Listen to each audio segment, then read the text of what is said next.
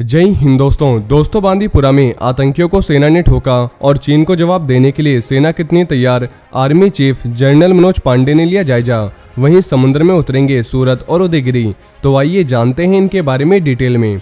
दोस्तों, Indian navy के लिए बन रहे 2 वॉरशिप अगले हफ्ते समुद्र में लॉन्च किए जाएंगे। 17 मई को मुंबई में एक डिस्ट्रॉयर और एक फ्रिगेट को पहली बार पानी में उतारा जाएगा। ये पहली बार पानी में तैरेंगे, जो इनके निर्माण का एक अहम पड़ाव है। इसके बाद समुद्र में ही इनके निर्माण का बाकी का काम पूरा होगा। डिफेंस मिनिस्टर राजनाथ सिंह की मौजूदगी में इन्हें लॉन्च किया जाएगा। दोस्तों, फ्रिगेट और डिस्ट्रॉयर दोनों ही वॉरशिप हैं, लेकिन इनमें साइज के साथ ही क्षमता का भी फर्क है। फ्रिगेट के मुकाबले डिस्ट्रॉयर करीब 1.5 गुना बड़ा होता है। फ्रिगेट किसी एक तरह के रोल के लिए ज्यादा बेस्ट होता है और बाकी रोल में इसका इस्तेमाल डिफेंसिव रोल के लिए करते हैं, जबकि डिस्ट्रॉयर में कई रोल निभाने की क्षमता है।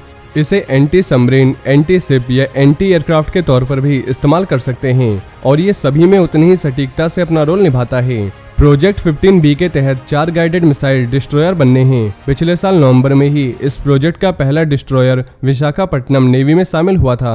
दूसरे डिस्ट्रॉयर मुरमुगांव का सी ट्रायल चल रहा है। तीसरा डिस्ट्रॉयर इम्फाल समुद्र में लॉन्च हो गया है। अब 17 मई को इस प्रोजेक्ट का चौथा और आखिरी डिस्ट्रॉयर सूरत समुद्र में लॉन्च होगा और ये गुजरात की कमर्शियल कैपिटल सूरत के नाम पर है।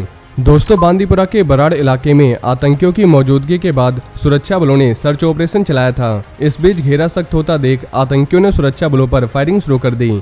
जवाबी कार्रवाई में 3 आतंकी मारे गए। पुलिस ऑफिसर्स के मुताबिक ऑपरेशन अभी भी जारी है।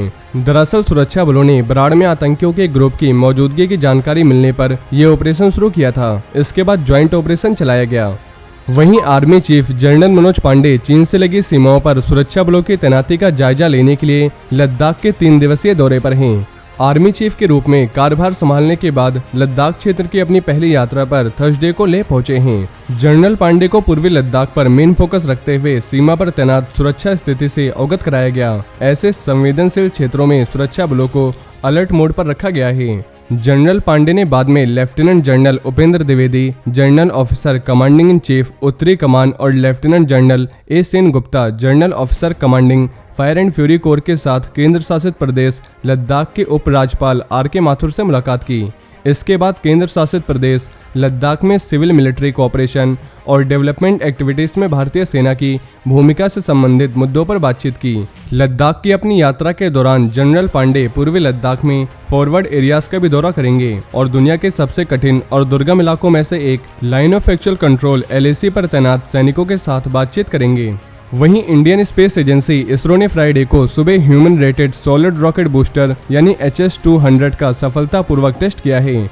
इस रॉकेट को आंध्र प्रदेश के श्रीहरिकोटा स्थित सतीश धवन स्पेस सेंटर से सुबह 7:20 पर दागा गया और इस रॉकेट को गगनयान प्रोग्राम के लिए तैयार किया गया है। इसरो के साइंटिस्ट के मुताबिक HS-200 rocket booster GLSV Mk3 satellite launch vehicle के S-200 रॉकेट बूस्टर का ह्यूमन रेटेड वर्जन है। लॉन्च व्हीकल के पहले स्टेज के तहत ये टेस्ट किया गया, जिसे गगनयान प्रोग्राम का मील का पत्थर कहा जा रहा है। वहीं डिफेंस मिनिस्टर राजनाथ सिंह ने आर्म फोर्सेस के कर्मचारियों को राहत देते हुए एक इम्पोर्टेंट प्रपोजल को मंजूरी दे दी है। उन्होंने डिफेंस सर्विसेज से जुड़े कर्मियों को दी जाने वाली सुविधाओं के लिए स्केल ऑफ एकोमोडेशन में संशोधन को मंजूरी दी है। इसका मकसद आर्म फोर्सेस के कर्मचारियों का जीवन बेहतर बनाना है। डिफेंस मंत्रालय ने इसे लेकर एक बयान भी जारी किया है। बयान में कहा गया है कि स्केल ऑफ एकोमोडेशन 2022 के इम्प्लीमेंटेशन से आर्म्ड फोर्सेस के कर्मियों के रहने के लिए मिलने वाली सुविधाओं और बेसिक इंफ्रास्ट्रक्चर में सुधार होगा। डिफेंस मंत्रालय ने बताया कि नए प्रावधान के तहत विकलांग व्यक्तियों के लिए सभी सार्वजनिक बिल्डिंग्स में नेसेसरी फैसिलिटीज प्रोवाइड की जाएंगी।